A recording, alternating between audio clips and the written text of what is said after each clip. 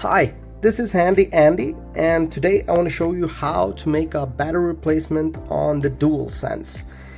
And as per usual, when you do it by yourself, I would recommend to have a couple of tools.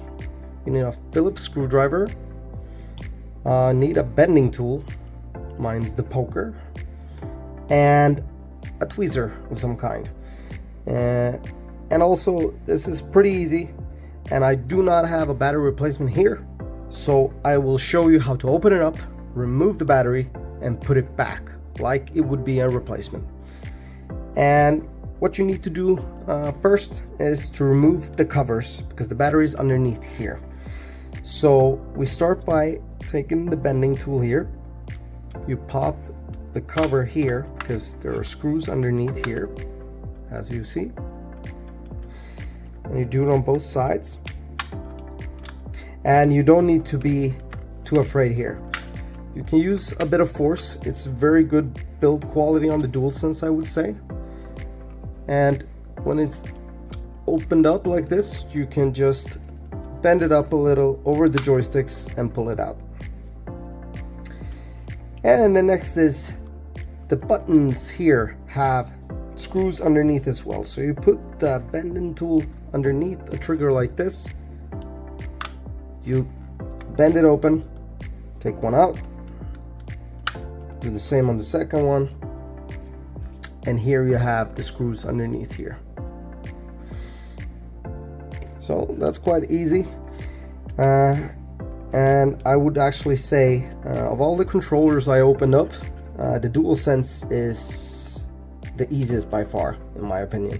I love the build quality. I love that it's so easy to open up by yourself, and that the battery is right underneath this bottom cover here. I think it's really great that they made it so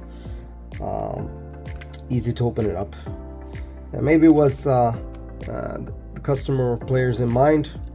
I truly hope that.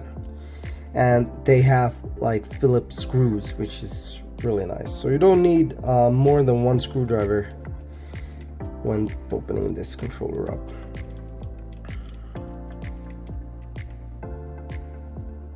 So that's done, and here comes the a bit trickier part. There are two latches here.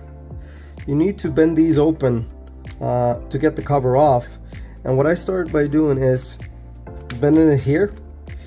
And you need to use some force, but it's really durable and good build quality, so I would say don't be afraid of bending it a bit. And then you have to pop the latch here. Yeah, there you heard it. And you try not to let it go back inside, so be a bit careful there. You have to now do the same on the other side. Yeah, I popped back in as you heard, so I will pop this like that. What you can do, you can use your chest as a back plate. I usually do that actually, like this. And then I want you to see easier. I have it on my chest right now, and then I just pop from this side, and now it's open. You can maybe use a bit more force as well to keep that one open, or like maybe have your thumb like that and separate it. And either way, afterwards, when the latches are open, you pull the cover downwards, because they are pushed through the triggers here. So you remove the bottom cover like that, and the battery's right underneath here. And you have to remove it here from the connector, and that's where tweezer come in. So you can use the tweezers to get a good grip underneath here, wiggle a bit, and it should come out like that. Remove the cables, and the battery is out like that.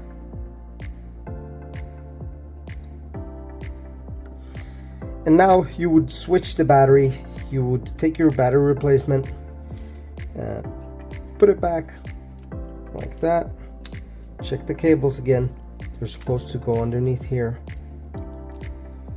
And then you can actually push it back with your fingers. Just check so it's aligned correctly with connectors. And push it in.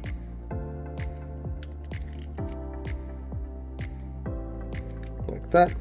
Otherwise, you can actually use a tweezer, push through the cables to put it back in place.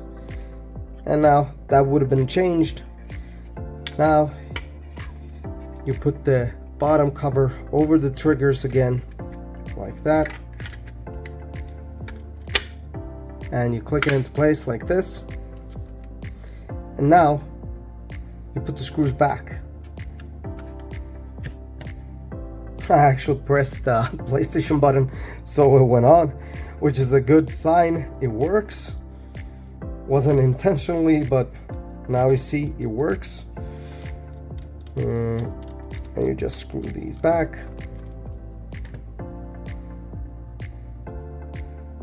And this is what I mean. If you're a first timer, just take it easy, step by step.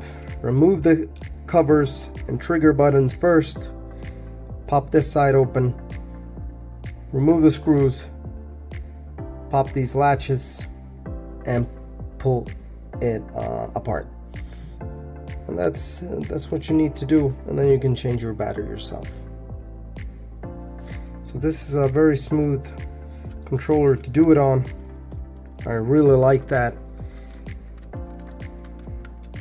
And if you need tools to do this, there's a link in the bio or in the description where you can buy this type of toolkit. But most people have a Phillips screwdriver at home. You might just need some type of bending tool there. So now we can put the last covers back on top, put it over the joysticks like that, push it in a little, put it over the holes here, clicks into place. Same thing on the other side. And then there's a opening here. Just click it together. And we're good. And now the trigger buttons here just look so these two pointy parts go into the right place here, popping in like that. And do the same on the other side, pop in like that, and we're good to go. So those are the few steps you need to do to change your battery yourself.